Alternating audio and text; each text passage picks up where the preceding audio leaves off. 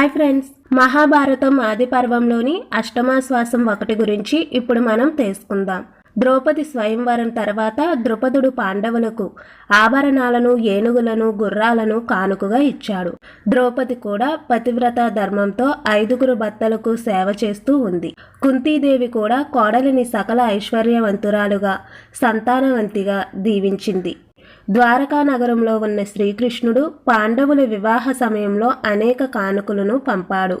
ఆ విధంగా పాండవులు 1 సంవత్సర కాలం రాజభోగం అనుభవించారు. దుర్యోధనుడు వేగుల వలన మత్స్యయంత్రాన్ని ఛేదించింది అర్జునుడని తెలుసుకుని పాండవులు లక్క ఇంట్లో మరణించలేనందుకు చిందించాడు. విదురుడు ఈ విషయం తెలిసి సంతోషించాడు. ధృతరాష్ట్రుడు మాత్రం ద్రౌపదిని కుమార్తె ద్రౌపదిని పాండవులు పెళ్లి చేసుకుని మిత్రలాభం పొందారని అనుకున్నాడు. ఒకరోజు విదురుడు లేని సమయం చూసి ధృతరాష్ట్రుని వద్దకు దుర్యోధనుడు కర్ణుడితో వచ్చి, తండ్రి, పాండవులు బతికి ఉన్నారు.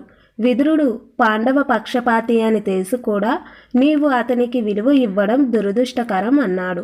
ధృతరాష్ట్రుడు దుర్యోధనునితో, నాయనా, నేను పైకి పాండవులంటే ఇష్టమున్నట్టు ఉంటాను, కానీ అది నిజం కాదు. విదురునికి అది తెలియనివ్వను. మనం ఒక విషయం మరవకూడదు. పాండవులకు దైవ బలం ఉంది. మనం వారిని ఏమీ చేయలేము అని చెప్పాడు.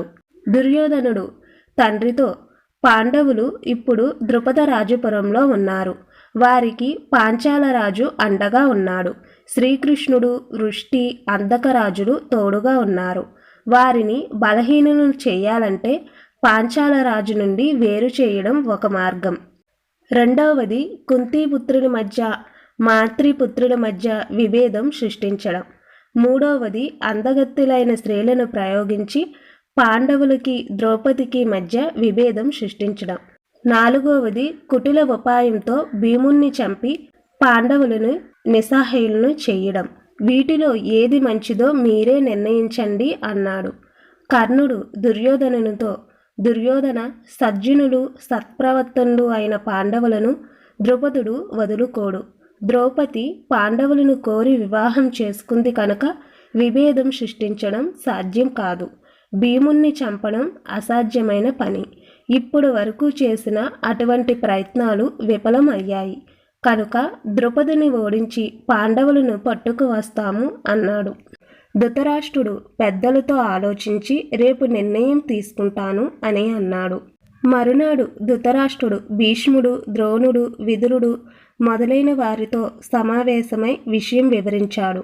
భీష్ముడు దుర్యోధనునితో, సుయోధన, నాకు మీరు పాండుసుతులు సమానమే. పాండవులతో యుద్ధానికి నేను అంగీకరించను. పాండవులు కూడా ఈ రాజ్యానికి వారసులు కనుక వారికి అర్ధరాజ్యం ఇచ్చి గీర్తిమంతులవ్వండి అన్నాడు. సుయోధన, వీరి మాటలు వినవద్దు. వీరు నీ సంపదను అపహరించి నీకు కీడు తలపెడతారు అన్నాడు. ద్రోణుడు, కర్ణ, మేము కీడు తలపెట్టువారమా? నువ్వు మేలు తలపెట్టువాడువా? నీ వలనే ఈ కౌరవ కులానికి శాంతి లేకుండా పోయింది అని ద్రోణుడు కర్ణుడితో అంటాడు.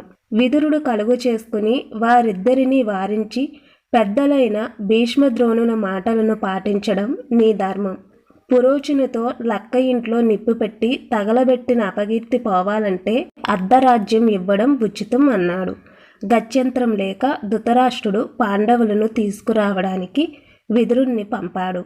విదురుడు ద్రౌపదునితో, ద్రౌపద మహారాజా, మీతో మిత్రుత్వం కలిసినందుకు భీష్ముడు, ద్రోణుడు, కృపాచార్యులు సంతోషిస్తున్నారు. పాండవులను, కుంతీదేవిని, కోడలైన ద్రౌపదిని చూడాలని ధృతరాష్ట్రుడు కుతూహలపడుతున్నాడు. మీరు అనుమతిస్తే పాండవులను నా వెంట హస్తినకు పంపగలరు అన్నాడు.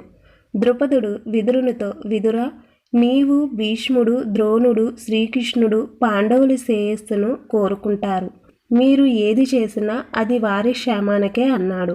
ధర్మరాజు చేతులు జోడించి, భీష్ముడు, ద్రోణుడు, విదురుడు మాకు పెద్దలు. శ్రీకృష్ణుడు మా శ్రేయోభిలాషి. వారి మాట మాకు శిరోధార్యం అని అన్నాడు. ద్రౌపదిని అనుమతి తీసుకుని తల్లి కుంతీదేవి, భార్య ద్రౌపది, సోదరులతో సహా విదురుని వెంట హస్తినకు పయనమయ్యాడు. దుష్టద్యుమ్నుడు, శ్రీకృష్ణుడు అంతులేని సైన్యంతో వారి వెంట వచ్చారు. వికర్ణుడు, చిత్రసేనుడు, ద్రోణుడు, కృపాచార్యుడు ఎదురేగి పాండవులకు స్వాగతం పలికారు. హస్తినాపుర ప్రజలు పాండవులకు ఉన్న దైవబలం వారిని ఆపదల నుండి రక్షించిందని, ఇక ధర్మరాజు మనల్ని పరిపాలిస్తాడని సంతోషించారు. పాండవులు అంతఃపురంలో ప్రవేశించి భీష్మునికి, ధృతరాష్ట్రునికి, గాంధారికి నమస్కరించారు. ఇలా ఆనందంగా 5 సంవత్సరాలు గడిచాయి. ఒకరోజు భీష్మ, ద్రోణ, విదుర, దుర్యోధనాదులు సమావేశమై ఉండగా శ్రీకృష్ణుని సమక్షంలో ధృతరాష్ట్రుడు పాండవులతో, ధర్మరాజా, పెద్దల ఎదుట శ్రీకృష్ణుని సాక్షిగా మీకు అర్ధరాజ్యం ఇస్తున్నాను. మీ తండ్రి ఐశ్వర్యం మీకిస్తున్నాను, స్వీకరించండి. కాండవ ప్రస్థానాన్ని రాజధానిగా చేసుకుని మీ రాజ్యాన్ని పాలించుకోండి అని చెప్పి ధర్మరాజుని అర్ధరాజ్యాభిషేకునిగా చేస్తాడు. భీష్ముడు, ద్రోణుడు ఇందుకు అంగీకరించారు. పాండవులు తల్లిని, భార్యని, తమ్ములని తీసుకుని కాండవ ప్రస్థానానికి వెళ్ళాడు. శ్రీకృష్ణుడు ఇంద్రుణ్ణి పిలిపించి పాండవులకు రాజధాని నిర్మించి ఇవ్వమని చెప్పాడు. ఇంద్రుడు దేవశిల్పి మయుని సహాయంతో విలాసవంతమైన నగరాన్ని నిర్మించి ఇచ్చాడు. పాండవులు శ్రీకృష్ణుడు, వ్యాసుని అనుమతితో నగర ప్రవేశం చేస్తారు. ధర్మరాజు జనారంజకంగా రాజ్యపాలన చేస్తూ ఉంటాడు. తెలుసుకున్నారు కదండి, మహాభారతం ఆది పర్వంలోని అష్టమాశ్వాసము 1. మరలా మహాభారతం ఆది పర్వంలోని అష్టమాశ్వాసము 2తో వస్తాను. ధన్యవాదాలు. ఈ వీడియో కనుక మీకు నచ్చినట్లయితే లైక్ చేయండి, షేర్ చేయండి, అలాగే మా ఛానల్ని సబ్స్క్రైబ్ చేసుకోండి.